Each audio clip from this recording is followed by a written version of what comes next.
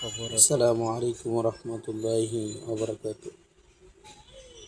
জি, সবাই আলহামদুলিল্লাহ ভালো আছেন। আজকে আপনাদেরকে দেখাবো হযরত শাহজালাল রহমতুল্লাহ আলাইহির পাশে যে কবর এটা রয়েছে। বেসিক্যালি পাহাড় ছিল। এই হ্যাঁ, পাহাড় ছিল। এই পাহাড় থাকার কারণে গাছগাছালি অনেক ছিল। এই জন্য যারা বুজুর্গ বা আল্লাহর ওলি ছিলেন, তাদের তো ছিল যে পাহাড়ের শেষ জামানায় যে ছিল, যদি এই জামানায় এত ফিতনা হবে, তো ফিতনা থেকে বাঁচার জন্য এরকম তাদেরকে পাহাড়ে বা কোনো গাছতলায় চলে যাইতে হবে, বা ওইখানে যায় ধ্যান করতে হবে, বা ওইখানে যায় গুনাহ থেকে বাঁচতে হবে। তো ঠিক এই মাজারটা এরকমভাবেই তৈরি হয়েছে যে শাহজালাল রহমতুল্লাহ আলাই অনেক বড় বুজুর্গ, আল্লাহ তালা ওনার যা কবরকে নূরান্বিত করে দিক। তো তিনি অনেক বুজুর্গ ছিলেন। এই পাহাড় থাকার কারণে এই পাহাড়ে তিনি আশ্রয় নিয়েছিলেন। এই পাহাড় থেকেই অনেক তিনি ধ্যান করতেন। অনেক কিছু এরকমভাবে তিনি আল্লাহ তালা থেকে ফাইসালা করে নিয়েছেন।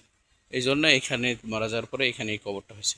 আর আশপাশে এগুলি সব কবর, নিচে দিয়ে যত চোখ যায় শুধু কবর আর কবর। আর ঠিক পাহাড়ের মাঝখানটাতে হযরত শাহজালাল রহমতুল্লাহ আলাই তিনার কবর। এই যে এই যে চাদর দেওয়া, যেটা আমরা উঠতেছি সিঁড়িবে, এই যে চাদর দেওয়া, এইটা হলো ওইখানে মোবাইল নট এলাও, মোবাইল নিয়ে যাইতে দিতেছে না। ঠিক, এটা এই যে এখন বন্ধ করে দিয়েছেন নামাজের সময়, অনেক মানুষ আসতেছে, আসার পরে আবার দেখতে পারতেছেন। এই যে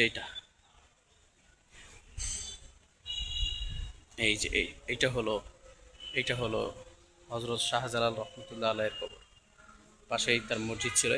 সেই সময় তিনি যখন হায়াতের জিন্দিগিতে বেঁচে ছিলেন, সে সময় এই মসজিদটা তৈরি হয়েছে, ছোট একটা মসজিদ, 3 কাতারের মতো। এই হলো মসজিদ। মসজিদের সামনেই এই যে এতগুলো কবর, আশপাশে যত দূর চোখ যায় শুধু কবর আর কবর, কবর আর কবর।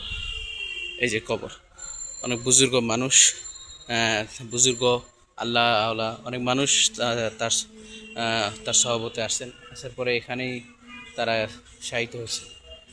তো পিছনে অনেক কবর। আর ভিতরে মোবাইল নিয়ে যাইতে দিতেছে না, তাহলে ভিতরে আমি একটু দেখাইতাম, সুন্দর সুন্দর অনেক। তো এটা হলো কবর, এই হলো অবস্থা। এটাই এই যে কবর, যেখানে চোখ যাইতেছে শুধু কবর আর কবর। হযরত শাহজালাল রহমতুল্লাহ আলাইয়ের সহবতে এসে মানে এই কবরগুলি হয়েছে। তারা অনেকজন আসছে, ধ্যান করছে, এখানে থাকছে, হ্যাঁ, এভাবে থাকে। তারপরে এভাবে তাদের কবর রচনা হয়েছে। আসসালামু আলাইকুম।